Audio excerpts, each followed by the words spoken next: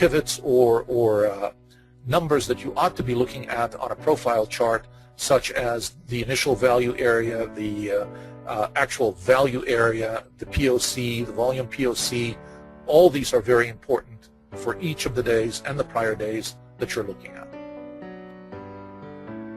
Okay, there's a few questions, I guess, around the POC that you just described. Is that a price-based 5-day POC or a volume-based?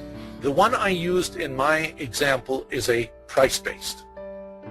It's the price POC, not the volume POC. Okay, and a couple questions on, is there a PDF of the slides? Will that be made available?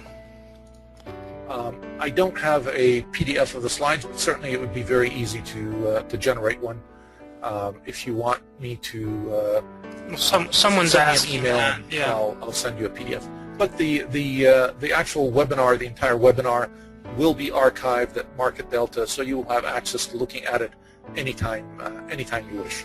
Yeah, if you join late, we are recording this and it'll be posted probably tomorrow sometime, so you'll get an email with the link for that. If you have any other questions, please type them in. There's a few more here I'll read, but get in any final questions you may have. What about stocks? Does this work on stocks? Somebody's asking that. That's a great question, and I have an even greater answer for you. And the answer is absolutely.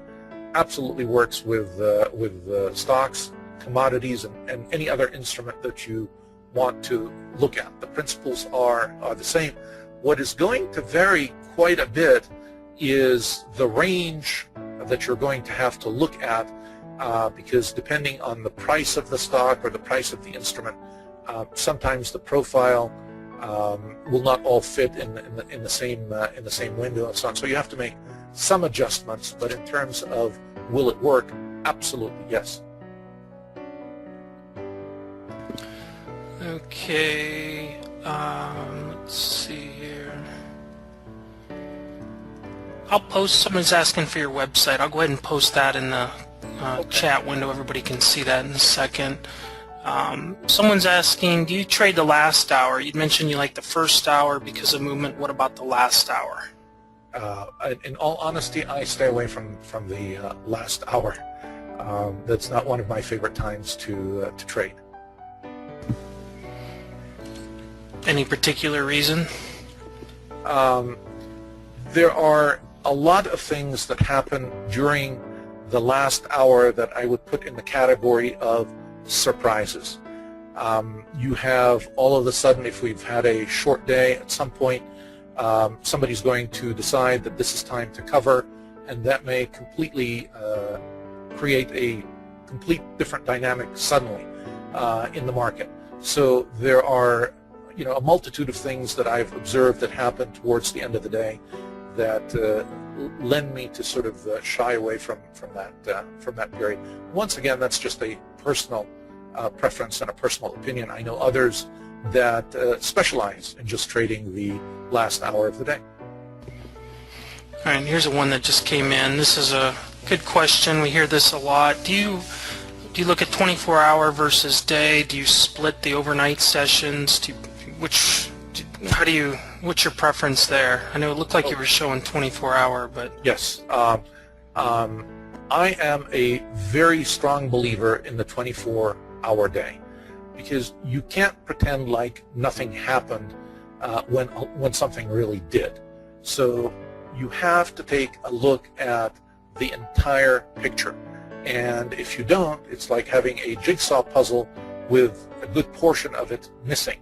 The puzzle is never really complete. So absolutely, I'm a 24-hour market person, and I always look at that. If you want to split them and sort of get an additional perspective, certainly there is nothing wrong with that, but completely ignoring it and not taking a look at what happened during an evening session or the rest of the day is what I would shy away from and certainly frown upon.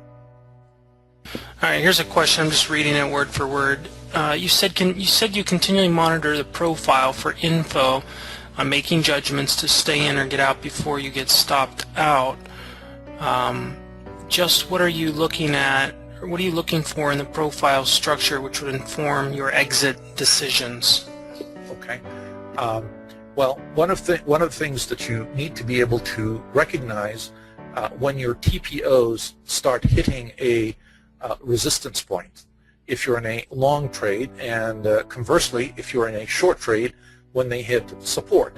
So the key concept that I would ask you, are you able, when you read a profile chart, to identify price rejection and price acceptance points? If not, I will just quickly tell you that if you start to see that every time we get to that level, we can never pierce through it, you are looking at resistance. And the corollary, if in fact you see that if we drop to a certain level and we're not dropping TPOs below that level after 2 or 3 different periods, then that starts to establish a support level for you. That's just in a nutshell the basics of being able to identify on the chart, on a profile chart, support and resistance.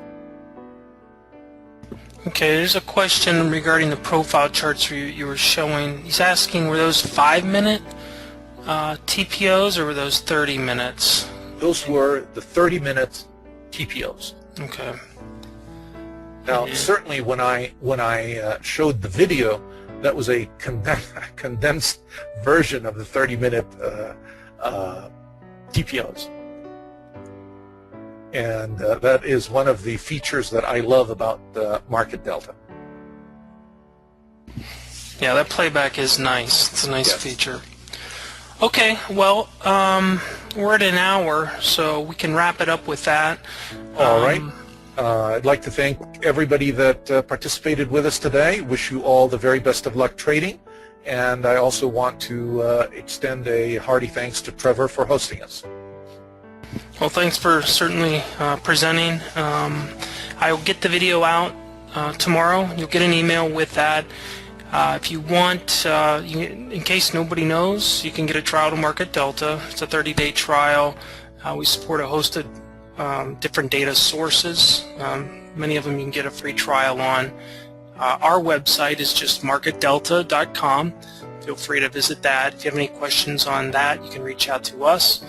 Anything regarding the presentation, reach out to Dr.